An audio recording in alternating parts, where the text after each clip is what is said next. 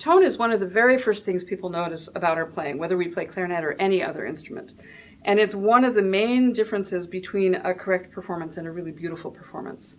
So it's very important to attend to what we do to improve our tone. To play with a good tone on the clarinet, you need a good support of air, a good amount of air, and good air. You want your embouchure to be working well. Your posture should be working well.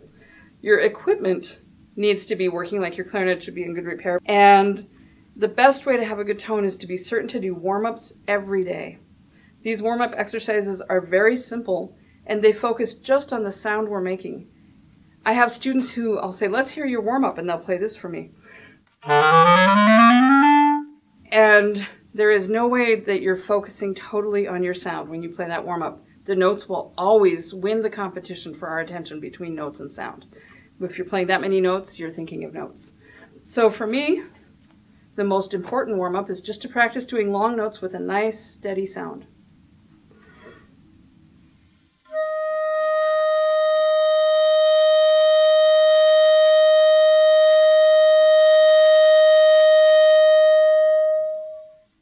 Work on doing them as long as you can, but the quality of the sound is more important than length. I can play a long note for a very long time with a weak sound.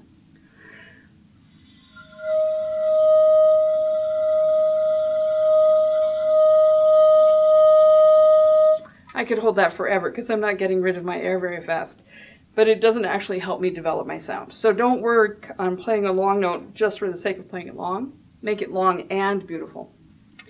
And another really important exercise on clarinet is something that we do often when we first learn to play the high notes. It's when you play your low E and add the register key, you get high B.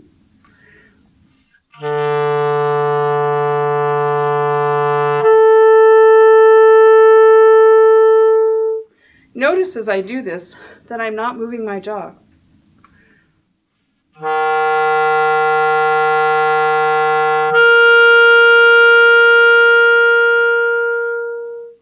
Even when I do the expansion of this exercise up into the third register, I'm going to start on A and add my register key and then open the first finger.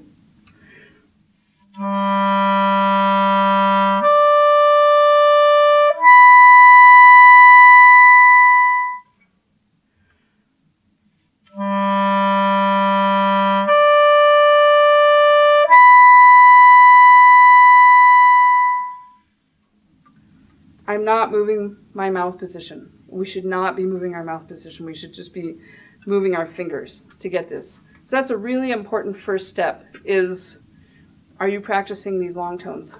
One very simple air exercise that you can do is to breathe in for 10 breaths. You just stuff as much air into your body as you can, and then you play. So I'm going to demonstrate that here.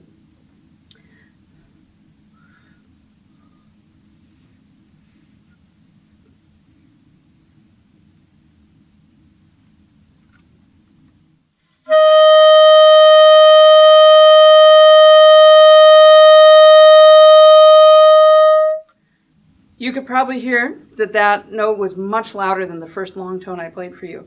I had so much more air available.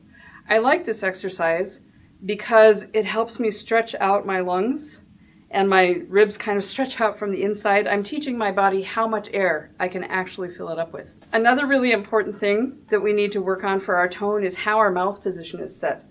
Our embouchure should be very structured on the clarinet. It's much more relaxed on saxophone. They kind of look the same, but the embouchure is very structured on the clarinet. We support from the sides. We support from the upper lip.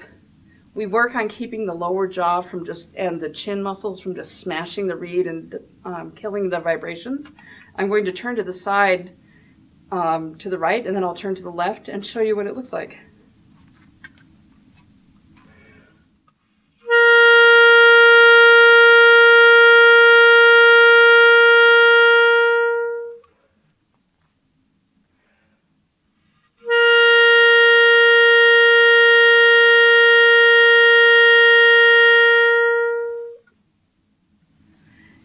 Getting these muscles to be flat or show the line of your jaw is one of the most difficult parts of this.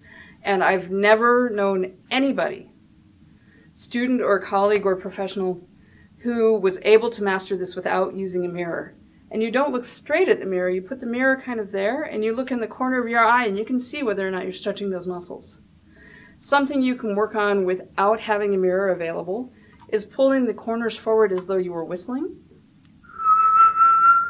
If you're like I was when I was younger and you can't whistle,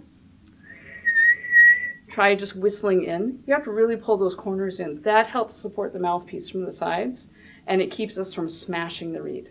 We don't want to close our corners in so far that our jaw drops wide open, because we do need some support for the mouthpiece. The other thing we can do is support with our upper lip. If your hands are full in your lip edges, you kind of do that. That's the motion we need to make when we support the lip. If you just play open G and use your hand, you can hear the effect of having more strength of upper lip on top of the mouthpiece. It opens up the sound. So the embouchure is something I think about every time I practice. I play some long tones and I check in with that, especially if I've been on vacation or been sick and I haven't been able to play much. These muscles lose their strength and their memory of where to go pretty quickly. So we really have to focus on reminding them what we're doing. We have to focus on reminding them what we're doing and getting them to do what we want. The other element we haven't talked about yet is posture. Posture makes an enormous difference to how well your air moves into the clarinet. So if you're sitting and your head is down, you'll get kind of a quiet sound. If your head is up, you get much more sound for the amount of effort you're putting in.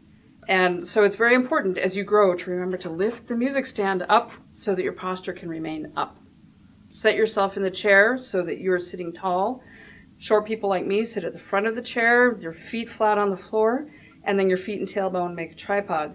If you're tall, you probably have to sit at the back of the chair because otherwise your knees will kind of go up into your shoulders because your legs are so long. So sit in the chair you are in the manner that works best for you.